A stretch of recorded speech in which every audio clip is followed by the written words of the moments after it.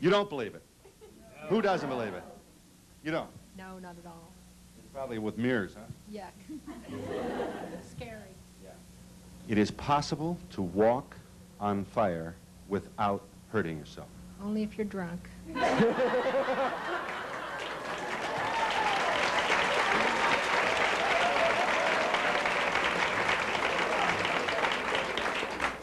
This audience will be dismissed now. All right, doubting Thomas's all and Mrs. Thomas's.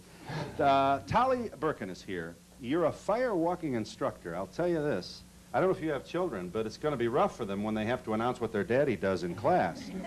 He's a FireWalking instructor. You use FireWalking in human potential seminars or courses. Pioneered these seminars in the United States from California. All the pioneering stuff comes from California. Don't worry, Chicago, listen, we'll be FireWalking here any day now. What's the point, Mr. Burkan? Well, the focus of the program is to teach people how to overcome fear, limiting beliefs, and also to show them how much control their mind has over their physical body. Right.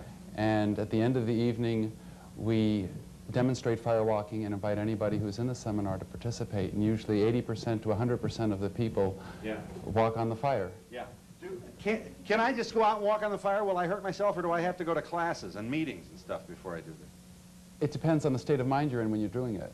I know this is complicated, and I appreciate it must be frustrating to have to narrow this down for media, but what is it that you help me do in order to do this? What we do is we teach specific methods for overcoming fear, and we tell people after they see how simple the technique is for walking on the fire that all they have to do is overcome their fear of taking the first step. And so what we do is help people take the first step. And the practicality here is that next time you have to do something that stimulates fear in you, be it going to a job interview or asking for a raise, you'll remember what it was like taking that first step on the coal bed, and everything else seems simple by comparison. I'd like to do what? After the first step, what do they do, run? Absolutely not. That's a good way to get burned, is to run. You just keep walking as if you're walking down the street. Interesting. You know. Do I believe it? Not yet. All right, here's the tape. You'll see the monitors up there. Can you see all right? Now, these are not performers or actors, and you know, we wouldn't deceive you. These aren't people with asbestos on their feet. Watch this. This is something. This is a seminar, I assume, somewhere in the West. Yeah, there's the pyrometer measuring the coals. They're 1,236 degrees. That's Peggy, my wife.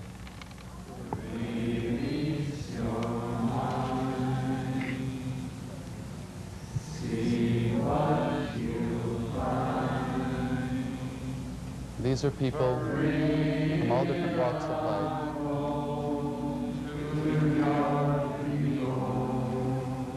Watch this. I'll tell you, this woman wasn't born yesterday. Get out of here. Come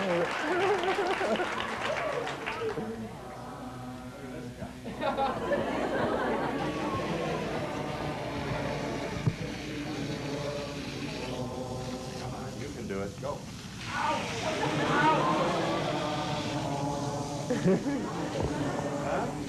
He's smiling.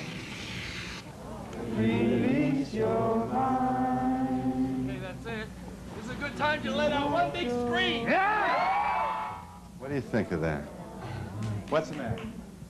Why fire? Why not something that can also promote you to take a first step in a more normal way? Well, because the idea is to overcome your fear.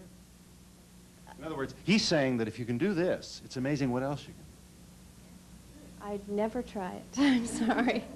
A lot of the people who come at the beginning of the class, they say, I'm here to watch, I'll never do this. And then they wind up walking. Why the chanting? Is that to help increase the sense of concentration? If we don't have the chanting, people would just be chit-chatting on the side. And the chanting, it just creates a harmony among the group, and it's rather relaxing. How many people have you actually had hurt themselves? Out of over 10,000 people that I've taught, I've had 4 injuries. Sometime before the hour's over, can we look at the bottoms of your feet? That would be fine with me. Yeah, My wife said, wash your feet. They may ask you to show your feet. Yeah, that gets about a 4. Is there money involved in this? I mean, are you making money through this? The course is $50. How do you know when a person is ready, and what do you tell them to think about?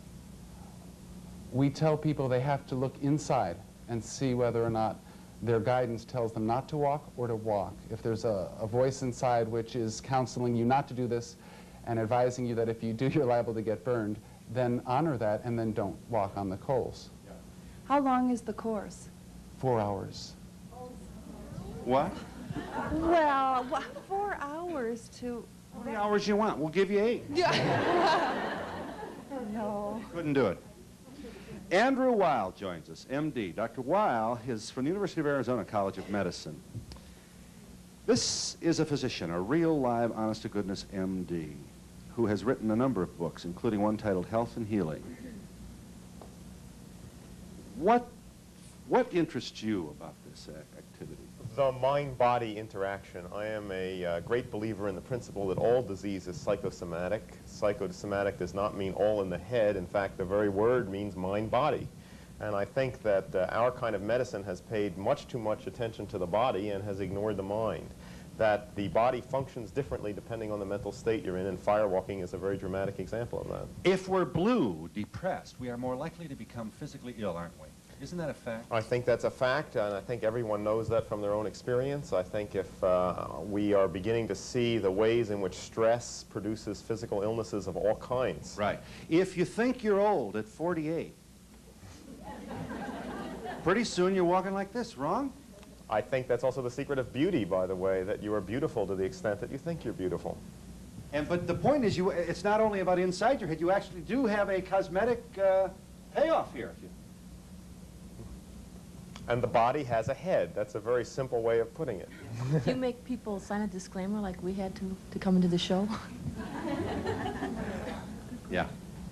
Yes. You do. You get yourself out from under malpractice or lawsuits. We tell people we have no insurance for FireWalking, and people who think they have insurance, they better look at their insurance policies because I don't think there's any insurance for FireWalking.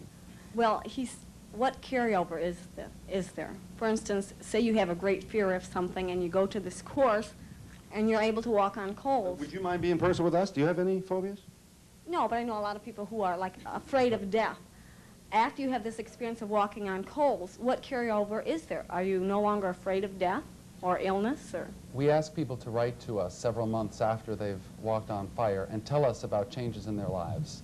And we have gotten letters from people who have talked about improvements in their health, improvement in their relationships, improvement in their job, and we haven't gotten any negative feedback whatsoever. Pearl Only Bennett gotten Atkins. positive. You're Miss Atkins. You are a psychotherapist from New York City. You see people and hope to help them live better lives and know who they are and all that other good stuff. And you're a FireWalking student. Pearl, I never thought I'd see the day when you'd be walking on. For what? Why'd you do this? Well, I'm a psychotherapist coming from a nursing background. And I also, as Dr. Wiley, believe in a holistic way of looking at the mind-body relationship. And I felt I needed to stay a few steps ahead of my clients. And this was a very interesting few steps. Do you have any anxieties? Does a psychotherapist have anxiety, phobias? Yes, really? of You should course. see a psychotherapist That's if you do. right. Yeah. Yes. Would you be able to share with us how this, if at all, helped you? Well, I feel that we all need to take risks to enhance our life experience. And we all have fears of height and fire, water, even just fear of living and dying. And going to this kind of workshop, I felt it would give me the risk that I needed to help my clients. So there's apparently a real emotional liberation that goes with, I did it. And it tells you that, it apparently forces you to ask yourself, what other things am I not doing because I think I can, huh? That's right. Mark Rosen, senior editor, Parents Magazine. I'll tell you, you put that magazine on your coffee table with the cover facing up. This is a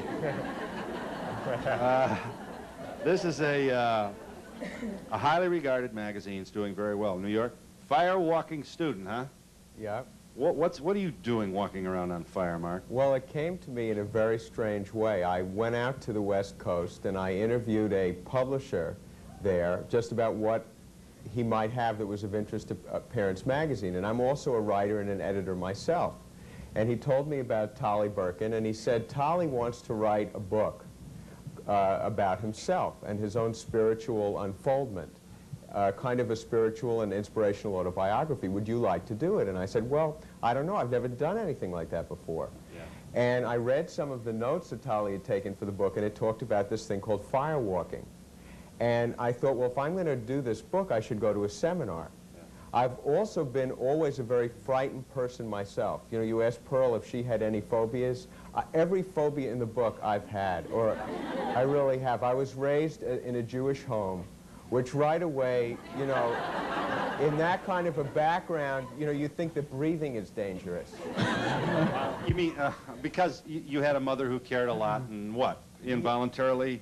Passed on a lot of fears. You know, every time you'd walk out the house, they'd say goodbye because it might be the last time they'd ever see you again. But those are always the ones that said, don't worry, don't worry. Well, you know, and then I don't know, I've never heard the phrase, don't worry. Well, maybe I've heard the phrase, worry. That's Irish Catholic, I think. Worry. That's all I heard. Don't worry. Listen, Philly, your show's going to be wonderful. Don't worry. 17 relatives told me not to worry. I started to worry. They were right. Okay, so what phobia, what anxieties then were you able to, without much time, could you give us some practice? Yeah, well, for instance, I had always been afraid to exert myself, you know, because I'd read that people of any age could have a heart attack by running. So while there was this huge movement in jogging and physical fitness, I felt that even though I wasn't fit, I was afraid to even try to be fit because I thought I might drop dead in the process. And I went to the firewalk with my wife and with my son, who was at that time 17 years old. And when my son walked across the fire, I figured, well, I can too. And as a result of that, I've been involved in a gym program where I've, you know, haven't died. I've made phone calls that I was afraid to make. Are just par for the course now. Yeah. You really did, it's like getting some constraints off. Yes, constraints off. Yes. Okay. Let's not miss Dr. Weil's point here. He is saying something very interesting, and his views are being shared by increasing numbers of physicians as well as lay folk. And that is, medicine has traditionally come after us from the outside to intervene, either with scalpels or drugs or whatever other bodily invasion is available. And we've come, I think, over the 20th century to believe that they fix us. Doctor, help me. Here I am. Do what you have to do. Dr. Weil steps forward to say, one, he thinks there's been too much surgery, too much invasion. He certainly believes in pathology. He knows that there is such a thing as sickness. But you think most of it comes from within. And so does most of the healing. I think all healing comes from within. I think all that medicine can do from outside is to facilitate healing or remove obstacles to it or supply it with missing materials, but that power is within you. We're born with it. Right. And this firewalking then to you is this is not a theatrical exercise. This is a demonstration of attitude and... Right. And it's not, you know, I don't think this is something that everyone has to do. I think it's an example of something important that we can discover in other ways. But what it's an example of is very interesting. It is the ability to react differently to forces that we have been taught to believe are always injurious to us, whether it's germs, whether it's fire, whether it's whatever else we're afraid of. I don't think it works that way. I think things out there can hurt you to the extent that you let them. And there might be limits at any one time with temperature and fire and so forth, but you don't get infections because evil germs come and pounce on you. You get infections because you meet up with germs when you're in a susceptible state. And that state is significantly determined by your emotional condition at the time. Absolutely. So if you really love the guy, it's not likely you're going to get sick on your honeymoon night. That's one way of putting it.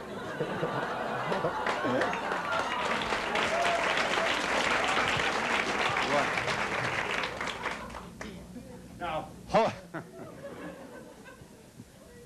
her Herpes is not something you get from a state of mind, however. Ask anyone that has herpes, one of the factors that will trigger a herpes outbreak is sudden stress or anxiety. Well, okay, but they've already got it. The pathology's there in the bloodstream. Yeah, but the same thing, I think you get it because of being in a state like that, too. If your body defenses are in good order, they can resist meetings with germs. I don't understand how in 4 hours fears that you've had for years and years could just go away in 4 hours. Well, an interesting thing is that traditionally the approach has been, let's find out how you got to be this way. And so you can spend years and years trying to figure out how you got to be a certain way. But if you were shot with a poison arrow, you wouldn't stand there saying, now where did this come from? Did it come from the north or the south? The only thing you're interested in doing is getting it out. And what we've demonstrated after doing this with 10,000 people is that fears that have accumulated for a lifetime that you don't even know where they come from can be eliminated immediately just by setting the intention to do that. This sounds like it's more or less a thing where you need, therapy to follow.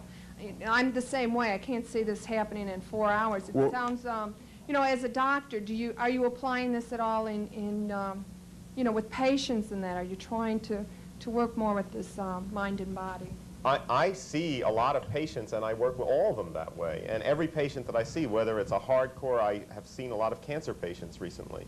And I hone right in on what are the psychosomatic dynamics of that illness, because often by looking in that direction, you see things that you can do, a change in a person's life that regular doctors haven't paid attention to, that for very little money and very little time, you can get big payoffs in terms of improvement. Yeah. If you get fired, you're at risk physically, aren't you? I mean, if it's something like that, a real punch in the nose. That's one of the classic forms of stress that precipitates illness. Hey, Phil? Yeah. Relevant to the question about can you overcome all your fears in 4 hours, it's not really that you overcome all the fears forever. It's that you get into a state of a sense of your own power to the point where you believe you can walk across the fire. You take the first step, as Tolly said, and then when you do it, you say, my God, look what I've been able to do. And in other situations where you are afraid, where the fear comes up, you remember that. So that the process of fighting that fear continues, but you come from a point of view of strength and knowing your own potential. Did your feet hurt? No, it was, I actually said to, people said to me, are they going to ask you to walk on fire on the show? I said, I hope so. I've been looking forward to doing it again. So you're saying that, say I was going to do an audition for a commercial or take something back to a store and I'd be nervous. Should I walk on fire first? I mean, does that depend on the person? Take that session? Well, it helped me to do all kinds of things, as I said, that I was afraid to do first. But if you can get that sense of power on your own without walking on fire, that's fine too. Okay. I should mention that the techniques that we teach people, how to overcome fear and limiting beliefs, we've put them in a book called Guiding Yourself into a Spiritual Reality.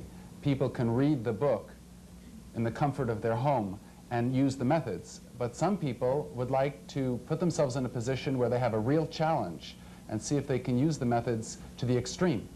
And once they've walked on fire, every other fear becomes a footnote. We have a lot of questions for all of you in this audience, and we'll get to them in just a moment.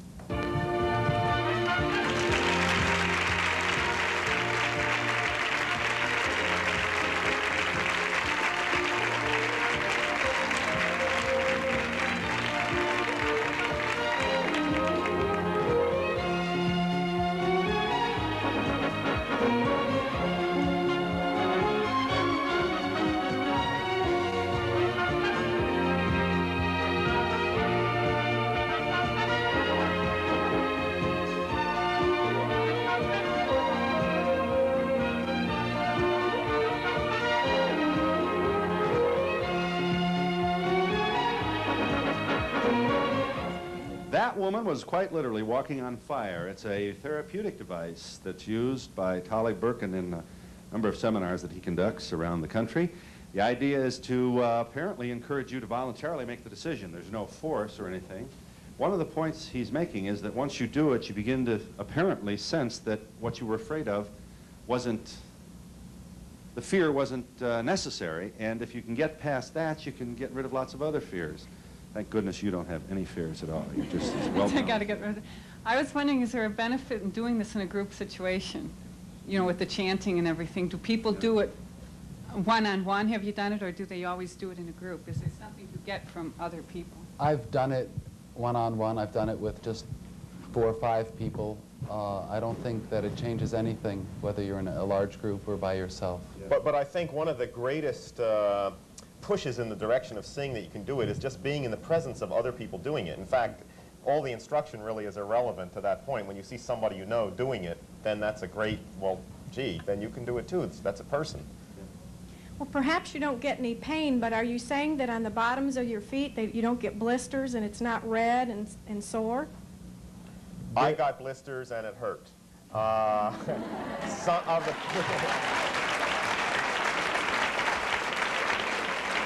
and that was no big deal. You know, they went away, it was fine. I'd say I had invited Tolly to give one of his seminars at my house, and we had about 70 people there, including 20 medical students from the University of Arizona. And about 2/3 of them walked.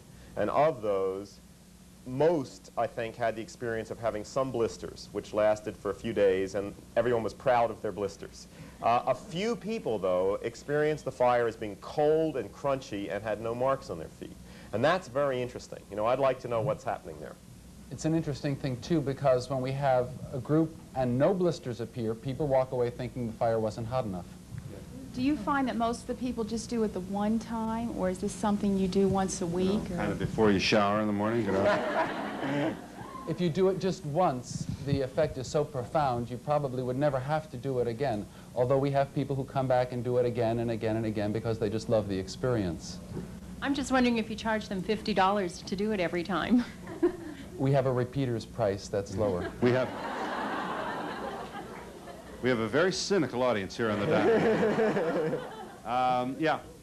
I understand the people with no blisters on their feet. Do you ever have people that go like to a 10-story building and think they can jump off of it because nothing's going to break or anything like that? I've never come up against that situation, no. Well, isn't this like self-hypnosis when you teach yourself to do these kinds of things and then it doesn't matter what you do? What it does is it shows you that your mind has a lot of power over your body. I think the same thing which is responsible for FireWalking is also responsible for remissions of cancer, the 90-pound grandma who lifts the car off of her trapped grandchild. We don't understand all of the laws of the universe yet, but we're starting to see more and more evidence of these laws being challenged. I'd like to ask the doctor, you said that you saw cancer patients. How do you teach cancer patients to, you know, have their mind over their body when they've got a disease that's literally eating their body alive? Well, first of all, you have to create for them the possibility that that disease can change, because until you believe that something is possible, you're never going to experience that way. That's the same thing with FireWalking. As long as you believe that it's impossible for somebody to do this, you're never going to experience that way. But in fact, on record, there are many cases of dramatic remissions of even very advanced cancers in very short spaces of time. Now, I think what happens there is that the immune system suddenly wakes up to the fact that the cancer shouldn't be there. And that's really the mystery of cancer, is why our immune systems don't deal with it. The immune system is very much under the control of the nervous system. So that's always a possibility. And the nervous system is activated in many ways, including our own emotional condition. It's connected to the mind. So once you see that that's so, that's scientific fact, then there is a possibility that you can believe in. So that's the first step. Do you feel that the next century, the 21st century, I assume you feel that the 21st century will have far fewer surgical procedures than this century? I think we will look back on medicine in this century with our mouths hanging open at the crudity of our techniques and at how much we didn't see and at all the natural, simple things that can be activated to deal with disease. I think this will look very crude from the point of view of the next century. Right. You turn the head of more than one traditional physician when you say that. This, I assume you feel, is part of the problem, that we have been conditioned to think of invasion as remedial. Absolutely. Absolutely. And that also the causes are out there, like germs, so that all of our efforts with infectious disease should be focused on finding new chemicals to deal with germs rather than on strengthening natural resistances. What? Isn't hypnosis a unnatural part of it? Unnatural? Yes. Oh, it's supremely natural. We all go into trances all the time to one degree or another. When we watch movies, when we watch television, it's a natural process. At one time I had knee surgery and the doctors told me I could never be active again. I was quite active in athletics. And today I play racquetball tennis and nothing bothers me. What do you attribute that to? I don't allow myself to pay attention to it. I go out and do it. I've done a lot of the orthopedic guys out there saying, now, if the doctor was here, he'd say he's very happy for you. All right, but there are other physicians out there, orthopedic people certainly, who would say, if everybody believes that, you're going to make it work, huh? What does it matter? Oh, mind over matter. That's what we're talking about, Do right? you believe it? Do I believe it? Do I positively. And I have to tell you one other thing, that I also believe, you hear of disease. It's a state of a mind that's not at ease. When you believe in negatives, believe in the positive, wipe out the negatives. When you get a cold, it's because you're depressed. Possibly. Question. I've done a lot of research on the subject of firewalking, and just recently they've discovered there's a network of glands in the brain that release chemicals they've called neuropeptides. These neuropeptides affect the chemistry of the brain, and of course the whole chemistry of the body is affected by that. And now what they're noticing is that these chemicals are released in response to the thoughts that you run through your mind. So they can actually see evidence now where a person who's thinking positive thoughts is changing their body chemistry one way. A person thinking negative thoughts is changing their body chemistry another way. Now, a doctor in Texas, every time he tells his patient that they have cancer, he also says, I'm going to introduce you to several people who have had the exact same cancer as you, and they have all fully recovered. And the statistics show that more of his patients recover from cancer than any other doctor in the nation. This is a very dramatic way to come about a positive way of thinking. Why does it take this heavy drama? I mean, it's very dramatic to walk on fire. Why that? Why did you choose that? Just because it is something so indelible that you're not likely to forget it as long as you live. Where can someone connect with a firewalking workshop? Right in your backyard. Get the coals out. We have a toll-free number. People can call 800-227-3900 from any place in the country and receive information by mail on I never thought I'd hear an 800 number for firewalking? I think you can make it. You think what? I think you can make it. I think you could make it. How do you mean? You think you can? Well, there's no. I don't think anybody's doubting that. I think you can make it, though. Walking across the fire. Yeah, as they were doing on the screen. You can make it. It doesn't seem that bad, though. It's for a short time. Yeah, would you not, though, recommend this for kids who would be watching the show to, try this out? I would tell anybody watching the show, child or otherwise, not to just go out and do this without preparation or supervision. And I should also mention that we've had a lot of children do this with us as young as 4 years old. In the company of their parent. I would like to know how you came up with this method as far as overcoming your fears, and also what were the people saying when they were chanting? They were saying, release your mind, meaning don't keep it so small. Let it expand. See what you find. Bring it on home to your people. That's what they were chanting. Yeah. Okay. Don't miss the point now. This is not about firewalking as much as it is about what they believe to be our ability to do lots of... We are preventing ourselves from doing things because of fears that are manufactured and have been given to us, which are, what do you think? We'll be back in a moment.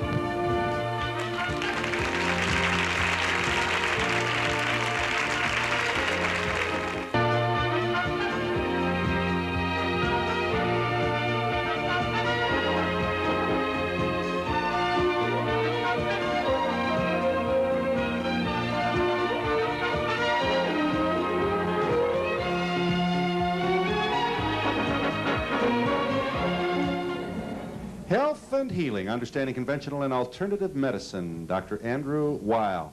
Dr. Weil, you may recall, who's to forget that beard? Isn't that something? That's what I'm going to have in my next life, a beard like that. Dr. Weil has also written another book titled Chocolate to Morphine, in which he calls our attention to the fact that a lot of things, foodstuffs which we consume daily, as a matter of fact, contain, what? Drugs. Not chocolate. Drugs. Chocolate. Chocolate is a stimulant related to caffeine. It has a drug in it called theobromine. Some people are very sensitive to it and can affect their mood and behavior. It can be addicting.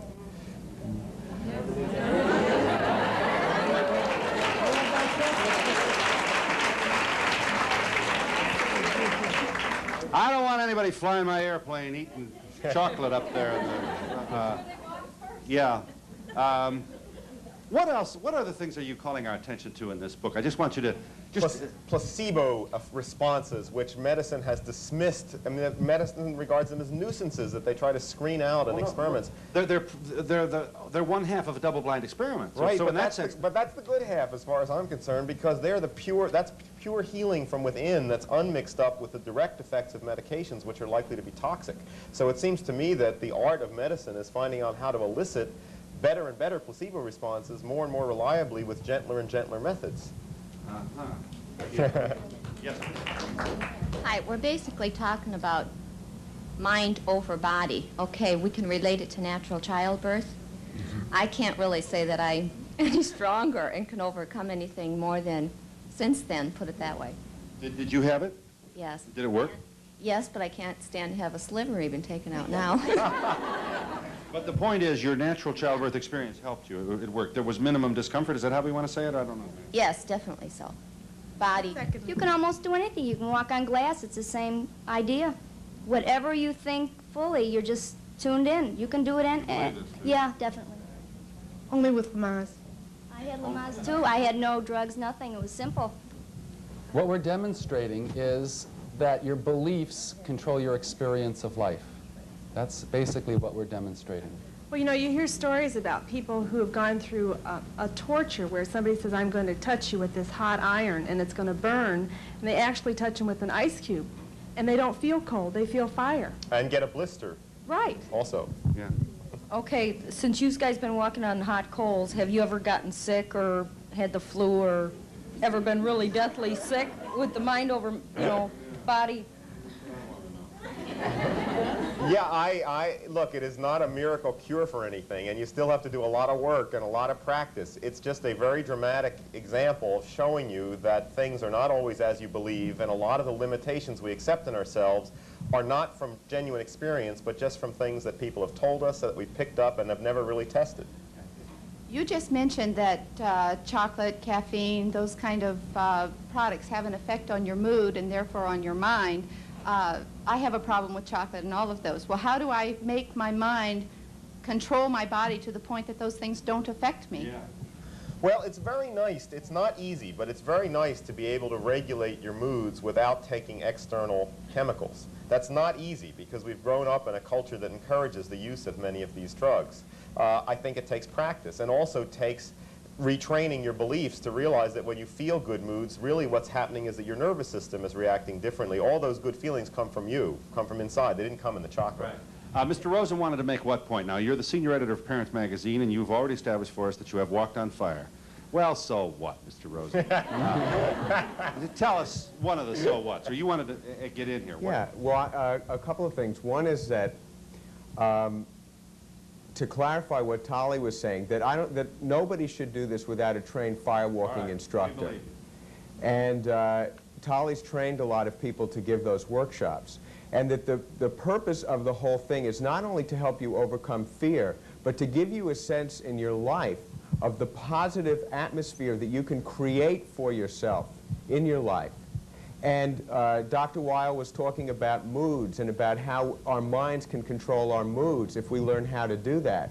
I think that once you find out that your fear doesn't have to control you, then you begin to have a sense of the joy that you can create in your life on a daily basis. Mr. Bergman, I was wondering, who taught you how to do this?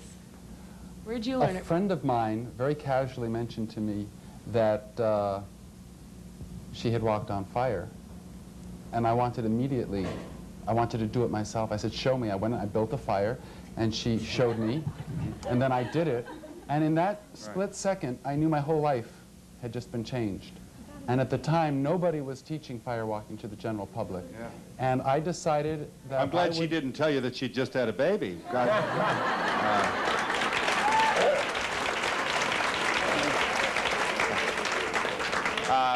So I wanted, go ahead. You had an important point to make. I wanted to share this with as many people as I possibly could because it was so valuable for me.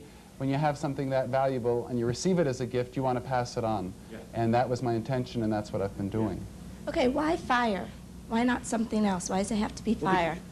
Water's harder. You can, if it's, okay, if it's mind over matter, you can, why not walk on water or something like that? Why does it have to be? It's just what presented itself at the time. Yeah. You're not saying everything is possible. You're saying, is that so? You're saying a lot of things are possible that we don't appreciate. Also, firewalking is within human experience. It's done all over Asia. It's done in Greece. It's done in Spain, usually as part of religious festivals. So there's a lot of evidence around that this is within the realms of human experience. Yeah. There are other things that I don't know that that's so for. Yeah. I know that this kind of experience has really been around to the world for centuries. And I'm wondering, what do you think it is about, quote, modern times, unquote, that's made this lost, by and large, to the Western world? I think, by and large, people are afraid of their power. I think that people need to find external causes and external solutions. But a more interesting question is, why suddenly is this beginning to appear? You know, I thought I was going to have to go off to Asia to see this, and it materialized in my living room. I think people are becoming disillusioned with many technological advancements. So that's an interesting and I think very hopeful time. Really hoping to find the spirit of human life again. We are taking our health responsibility back onto ourselves. Yeah. That's an interesting point. Also, today, more than ever before, I think people are starting to realize the power that our beliefs have over our lives. And people want to see more and more evidence of this, and that's why they're seeking doctors who deal with alternative medicine. That's why they come to FireWalking workshops. And we'll be back in a moment.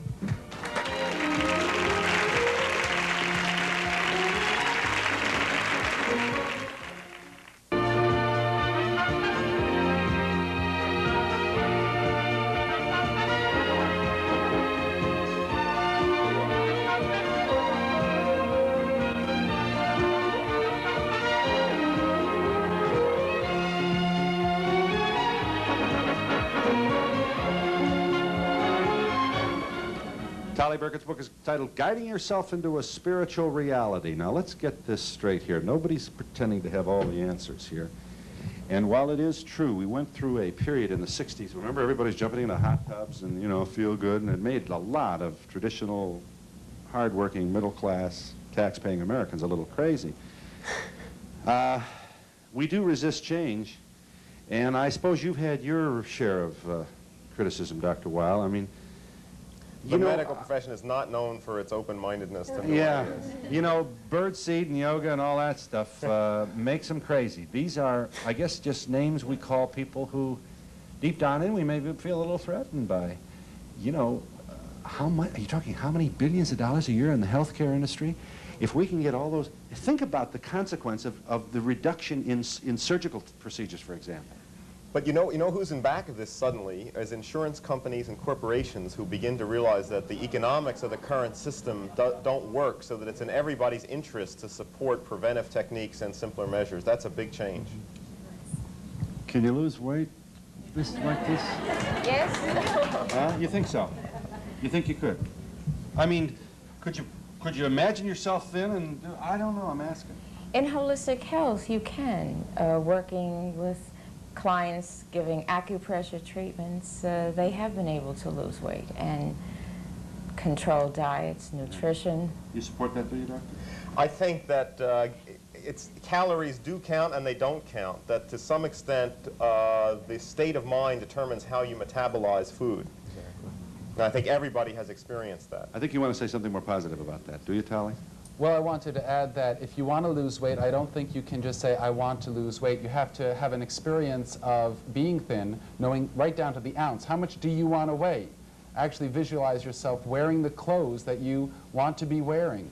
And this way you're taking your mind and you're charging your whole body up with the exact experience that you want to create for yourself.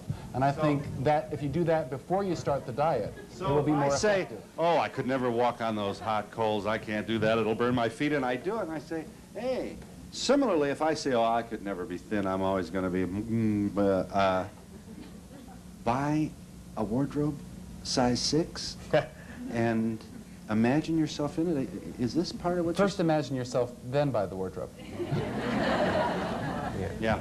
I'd like to know, what are your ultimate goals? Would you like to see the coal of bed in various spas throughout the United States? Or, you know, what are you really after?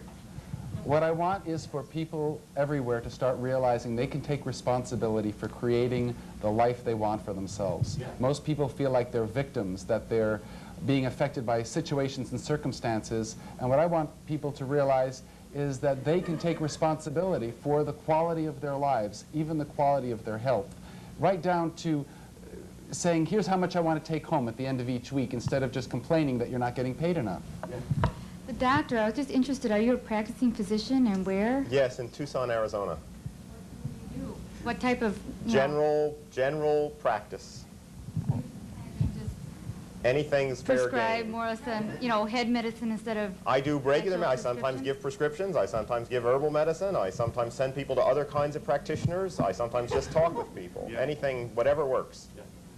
If adults want to do this, I think it's their right, but I think it's cruel to send a 4-year-old kid across coals.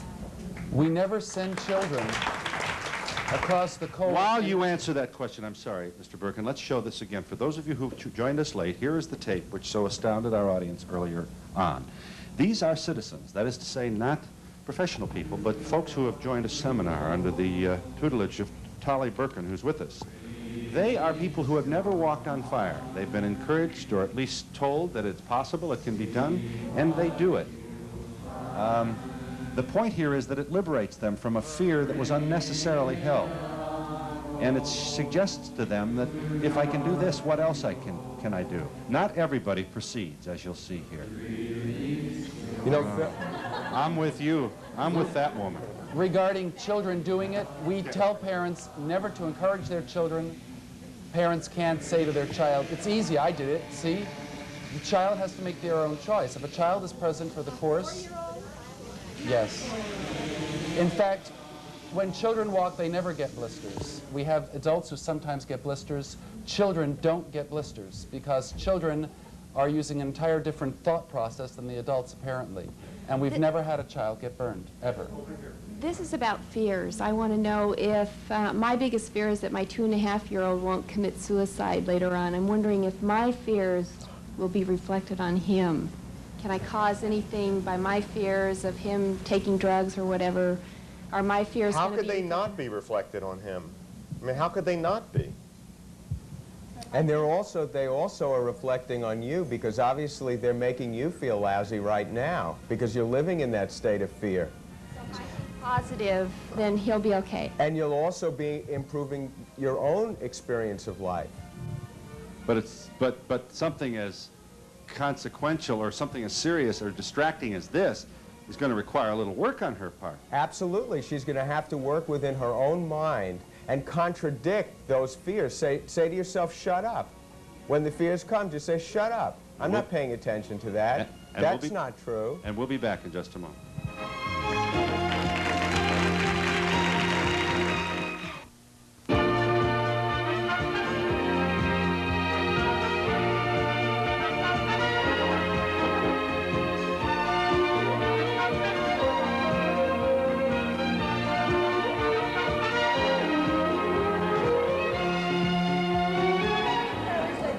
You want to see his feet, don't you?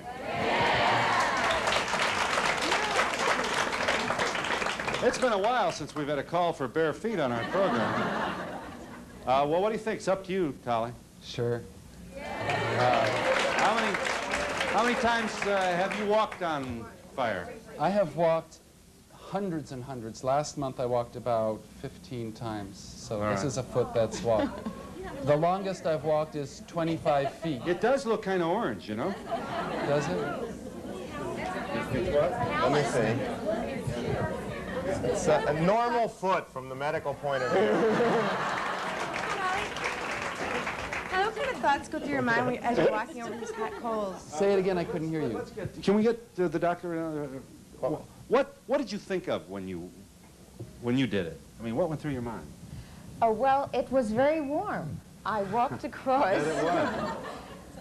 It gave me, I thought, a couple of little blisters, but then the next day there was nothing. My feet were perfectly normal. I just want to know how you would incorporate that into your practice. How do you bring that home to your patients, that experience? Well, it shows me that I took a risk that was very frightening. And I offer that for my clients, to take the risk of living for the next day, the next week, the next year, because they have so many fears. They just fear life. It smacks of cultism somehow to me. Is there any religion tied to this? Or? I think that the key phrase for me to this is human potential. That what it's really about is it's one way of exploring the potential that all of us have to be more than we think. And of course there's a sense of the miraculous in it, because there's a sense of divinity about life. Forgive me for being quite skeptical, but never having lived in California, I always look upon it as being the land of entrepreneurs. I mean, you've had the Mark Eden bus developer, quick developers, and you've had the Cambridge diet, quick weight loss, and now you... Cambridge diet comes from the Northeast, so let's lay everything on California. Okay, but these quick things, the 4-hour sessions, and everything seems to be quick. Does it appeal to mostly Californians? Is that mainly the people? No, I do this all over the country. You think California's different? It's a different culture from what I've done this in Europe, and interestingly enough, the type of person who comes crosses just every boundary you can think of, from teachers, housewives, professionals. I'm almost out of time. You mentioned that 4 got hurt. How badly were they hurt? 3rd-degree burns. And in the beginning, we learned as we went along. Now there's very little risk at all, because we've done it so many times that we know what to do and what not to do. But in the beginning, we were pioneers. I'd just like to know, the person that taught you how to firewalk, did she charge you $50? Boy, they're hung up with the $50. Hey, come and walk on fire for what? That's $500,000. What did you do before? I want to know what he did before, though. That doesn't make him wrong to charge. No. Yeah. Well, I'd like to know what he did before. Yeah, I don't know. What did you do before? I've been a teacher in the human potential movement since 1973, writing books and lecturing. And you...